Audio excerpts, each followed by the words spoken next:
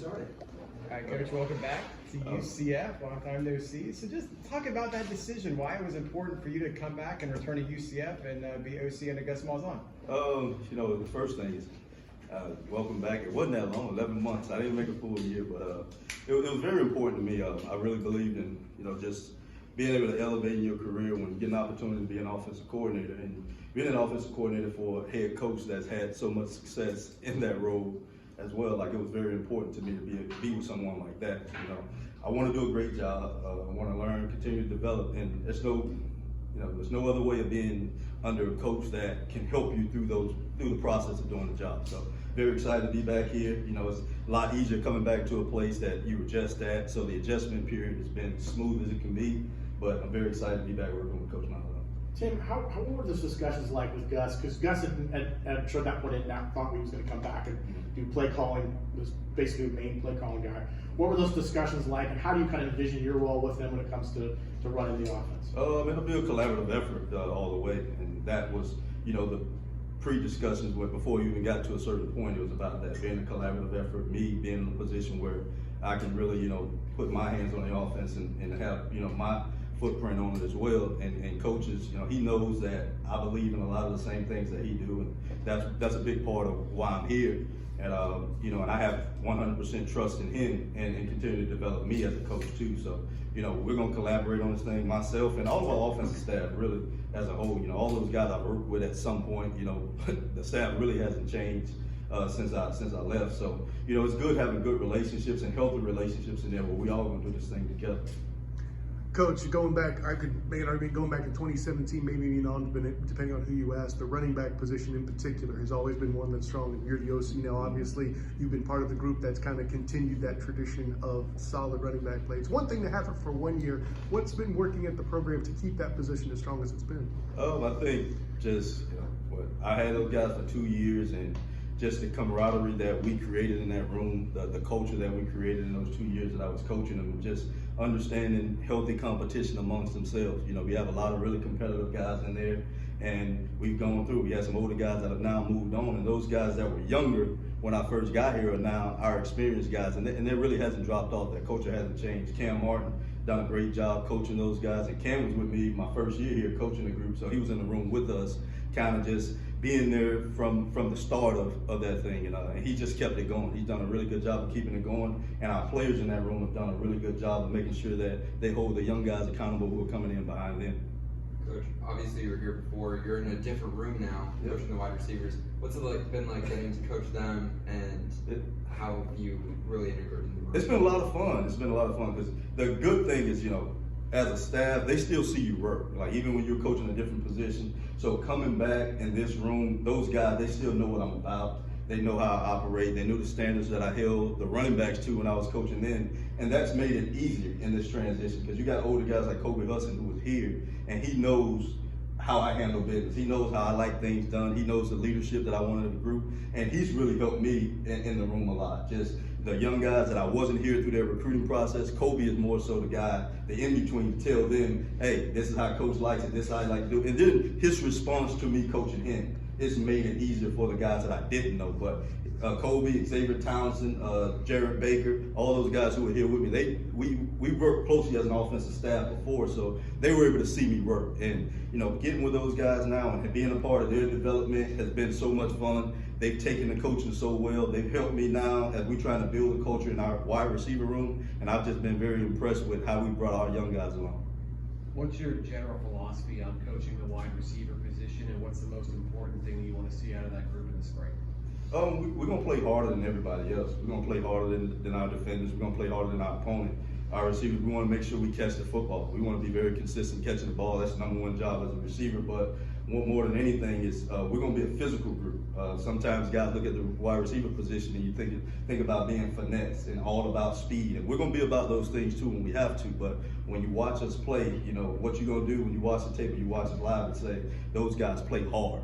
Those guys play hard. They blocking down the field. They playing without the football. And then when we have opportunities to make plays, we're going to make them. And I've been seeing our guys, even our young guys, getting opportunities through these first 3 days and making catches that, aren't everyday regular catches. And that's what we want. We want our room to have a lot of guys that can do that. that. So my philosophy is about being able to catch the ball consistently, which is our #1 job, but the way that we play without the football and how hard we play, it's going to be, you're going to see that every time that you watch us out there on the field. Coach, can you talk a little bit about how you feel like your experience, bouncing around a little bit from different roles, and just being able to now kind of bring that to the wide receiver room? What do you think that impact will have on the overall, not only just team, but the receivers and the young guys' development? Yeah, I think the biggest thing for me is like, as a high school coach, I started out, I was a quarterback wide receiver guy through all my years of coaching high school. Like that's my background. I played quarterback, so quarterback and receivers was where I started. When I got into college, it was the first time me learning running back play. I really had to learn how to coach running backs, and I spent 6 years at a place, and then I came here for 2, and then last year being back in Miami coaching the backs. Like that was the job that didn't come easy to me at the start, and now being able to come back to my roots, I would say, me having been at running back, it helps me to see the picture a lot cleaner. Everything now, just me being able to help the receivers understand how it all works together. Because those guys, a lot of times, they get and they understand what happened in the outside. But for me, being a coach that spent the last 7 years focusing on running back and what the offensive line play looks like, and being able to tie that into them, and it can be just on simple things. Like when we got to speed our routes up because they understanding the pressure that defense is bringing, understanding how to see it. Because I've been in that world, so it's really good for me being able to give them big picture teaching now, and I'm trying to make sure that, and that's going to help them in the big picture down the line for whatever their long-term goals are too. Coach, you just talked about big picture, being an OC and a position coach to a key element of the offense. Are there any advantages to that on play calling, play design, anything when you know what those guys can do? Well, absolutely. I think the biggest things when you talk about that position, and out there, our guys, our receivers love it because they know when we're talking about game planning. The first thing that I'm looking at when we sitting down breaking down the team now was coverages and things that they're doing on the outside. And what we want to do now is always find the ways to get our receivers the ball. And more than anything, what we had a lot of success with, at least in the last year or so, was throwing the ball downfield. So our receivers understanding that me being such a big part in how we game plan and what we're going to do versus different opponents, and them knowing that it's going to start with how we're getting them involved, that's a really big advantage for us. And then everything else, like I said, it goes back to what I've been doing the last 7-8 years of just the box and understanding what comes with that. Because at the end of the day, it does start with being able to run the football. But our receivers it helps them knowing that their position coach is looking first in game planning at what defenses are doing out on the perimeter. Tim, you have the unique perspective of being here and then going away and then coming back. What is it about Gus that draws? He brings a lot of coaches back. You guys who he's had familiarity with before and brings them back to his staff. What is it about him that maybe draws coaches to want to come back and coach under him? It's kind of hard, but no, at the same time, it's an easy question. I think Coach Malzahn, he trusts his guys, and I remember before I left, one of the things that he told me is, Tim, man, you're gonna always be one of my guys. And at that time, he tried to, do everything he could for me not to go. But when I made a decision that I wanted to leave, and I had, for the different reasons, I had to make that move for myself. But Coach told me, you're one of my guys. And I knew throughout our communication throughout last season, at different points in the summer, Coach would reach out to me. We always stayed in communication. So, it wasn't, out of the blue thing when he called and we talked about me coming back here, because I knew, the job that I did for him here, and he had a lot of respect for me, and he knows the respect that I have for him. I learned a lot under him. I'll be honest, when I initially came to UCF, it was to work for a coach that had a similar background to me, coming from being a high school football coach and trying to make my way into the business and working to what my long-term goals are. I've seen him do that. And I think he kind of sees the same thing in me, someone who's worked his butt off, and he knew me when I was at that level, and he sees where I'm going, and he has a lot of trust in my ability to continue to grow in this profession as well. So I just think the level of trust that we have for each other is, and that's kind of with everybody that you see here with on our staff. Everyone has some kind of background with Coach, and that's just how he likes to operate, and he's had success everywhere he goes because of it. Coach, your perspective obviously has been that the running backs work a lot with the offensive line, so of course there's a lot of chemistry there. Been a lot of transfers and a lot of quick development with the offensive line to see success last year specifically. From your perspective as the OC, What's been the key to those guys getting that chemistry quickly? And then how important is this part of the year to start to build that same chemistry? I'd say it's the coaching staff. Coach Herb Hand, who I worked very well with for 2 years. You know, he leads that group, and you know, his relationship with Coach Malzahn, having a history with him, they've been through a lot of battles together. And our offensive staff as a whole, we at this point we're going into year 3 of pretty much being at Cam Martin. Yeah, he just finished his first year as a running back coach here, but he played for Coach. He's been in the system. So you have a lot of guys, a lot of people involved in our offensive system that have been together for a long time.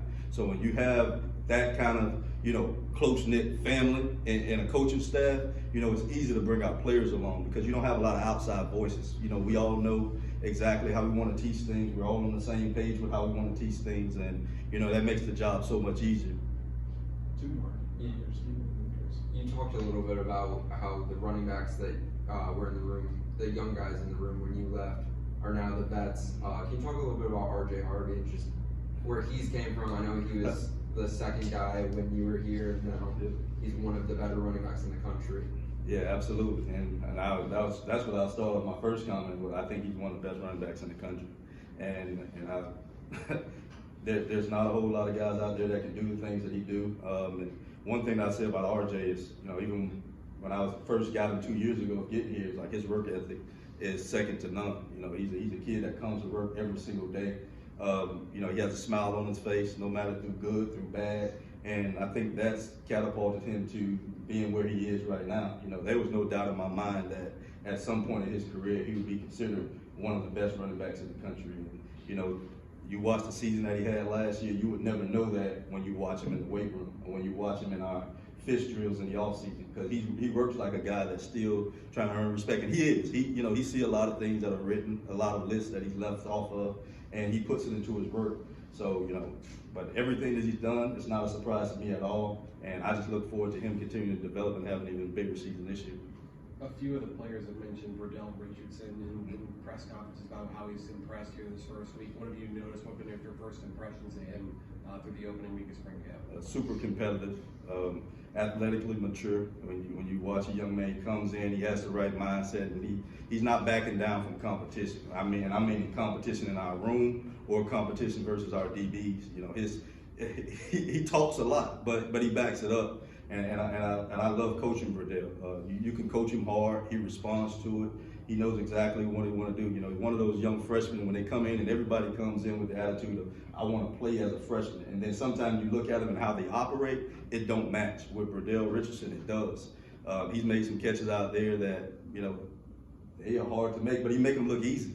He make them look easy. So when you got a guy that's making plays on the ball like that, it catches everyone's attention. And what we need, you know, what we're going to continue to do with him is just keep bringing him along, you know, throwing him in the fire, putting him in different uncomfortable situations to show, you know, for him to show that he's really ready to do this, you know, at a high level. But I've been very pleased with him over the first 3 days of practice, and I'm looking forward to him continuing to develop and show us what he can do. Appreciate it. Thanks a lot, Coach. Thank you.